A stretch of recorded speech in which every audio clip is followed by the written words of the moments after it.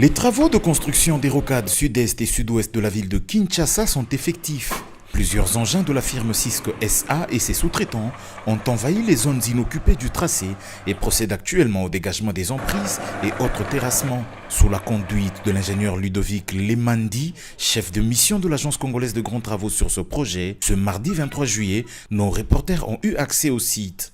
Parti du PK0 qui est le terminus Mboudi, ils ont remarqué un important déploiement en matériel et en personnel jusqu'au PK17 plus 800 où se trouve localisée la cité Millennium. Au PK12 du projet se fait la construction de la base vie de Crécuit avec l'installation de deux centrales dont l'une produira du béton et l'autre des enrobés.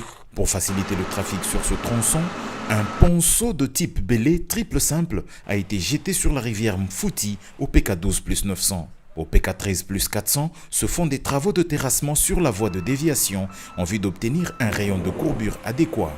Et au PK15 plus 500, ce sont d'autres travaux de terrassement qui se pratiquent. Au PK16 plus 600, sous l'œil vigilant de la mission de contrôle du Bureau technique de contrôle, le BTC, des travaux de construction de caniveaux ont déjà débuté. Un peu plus loin, au PK16 plus 800, l'entreprise Crécuit poursuit avec les travaux de stabilisation et de lutte anti-érosive. C'est donc une intense activité motivée par le souci de tenir le délai qui est constaté sur le projet des rocades. Dans les zones habitées du projet, la majeure contrainte pour l'obtention de l'emprise de 20 mètres utile pour caler la route de 2x2 voies et ses ouvrages connexes reste l'expropriation des occupants avec une indemnisation conséquente. Vous êtes en train de constater ce qui est en train d'être fait sur terrain avec le déploiement des engins de toutes les entreprises qui devraient commencer à travailler. Donc la population peut constater le début effectif des travaux. Il ne s'agit pas d'une chimère, il s'agit d'une réalité.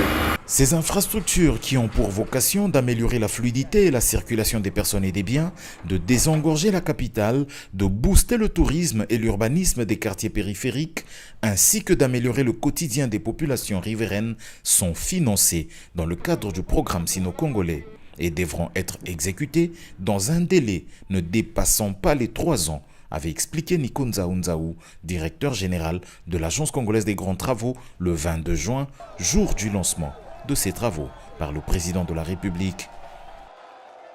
Lors de la 3e réunion du Conseil des ministres tenue le vendredi 28 juin dernier, le président de la République avait fait savoir au gouvernement que des mesures d'encadrement pour la construction des rocades sud-est et sud-ouest de la ville de Kinshasa devraient être prises, soulignant au passage qu'il s'agit là d'un investissement important dont le gouvernement a la responsabilité d'assurer la bonne exécution ainsi que l'appropriation et la protection par la population. Le ministre d'État, ministre des Infrastructures, son collègue des Affaires foncières, ainsi que celui de l'Urbanisme et Habitat, sous la coordination de Madame la Première ministre, ont été invités à veiller scrupuleusement à la bonne mise en œuvre de ce projet dans le strict respect des normes urbanistiques et environnementales en vigueur. Une attention particulière devra être accordée à la juste indemnisation préalable des compatriotes qui feront l'objet d'expropriation pour cause d'utilité publique, avait insisté le président de la République. D'une distance de 63 km, cette route part du terminus Mboudi dans la commune de Ngaliema jusqu'à la rencontre avec l'avenue Ndjoku à Kimbanseke.